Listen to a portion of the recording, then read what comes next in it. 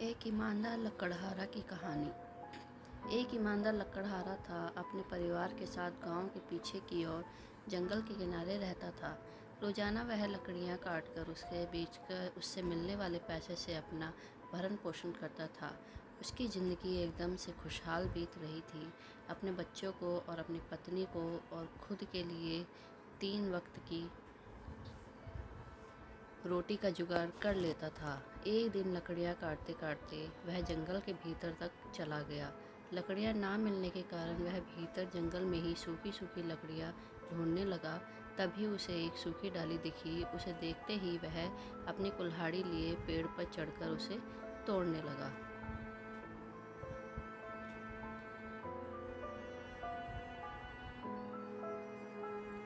यह तोड़ते समय उसके हाथ की लोहे की कुल्हाड़ी छूट जाती है और वह पास की नदी में जा गिरती है।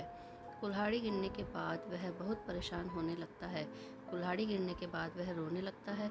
नदी में जाकर ढूंढने भी लगता है, परंतु उसको कुल्हाड़ी नहीं मिलती है।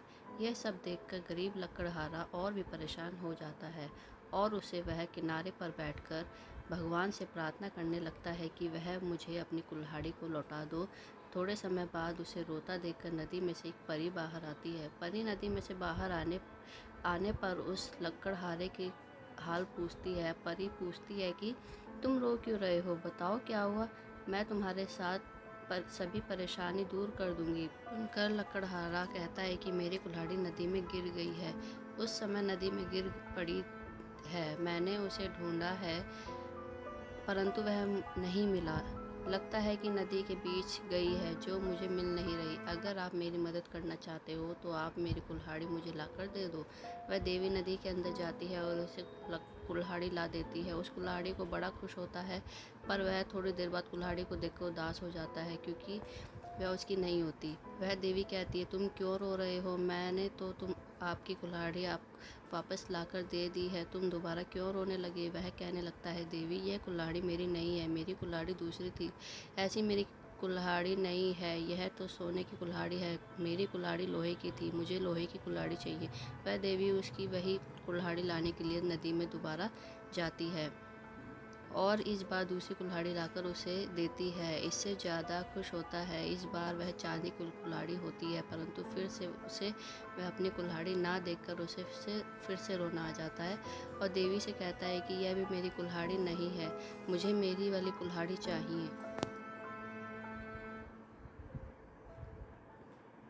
लोहे वाली कुल्हाड़ी वही मेरी कुल्हाड़ी है, वही लाकर दोगे तो मैं अपने घर जाऊंगा और सुख रूप से अपने बच्चों के साथ रहूंगा। देवी जी की बातों से खुश हो जाती है। उसकी ईमानदारी को देखकर उसे और प्रशंसा होती है और वह दोबारा नदी में जाती है और नदी में से एक बार उसकी वाली कुल्हाड़ी, जो लोहे और लकड़ी वाली कुल्हाड़ी थी, उसे लाकर लौटा देती है।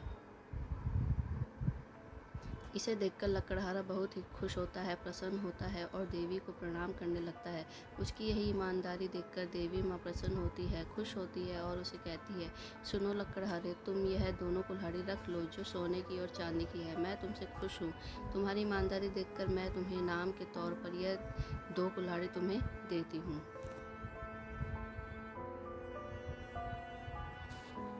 इसे बाजार ले जाओ और इसे बेचकर खूब सारा पैसा लो और तुम अपने और अपने घर का भरण पोषण करो। हमें सीख मिलती है कि हमें अक्सर ईमानदारी से कोई भी कार्य करना चाहिए। ईमानदारी का फल मीठा और हमेशा लाभदायक होता है। धन्यवाद।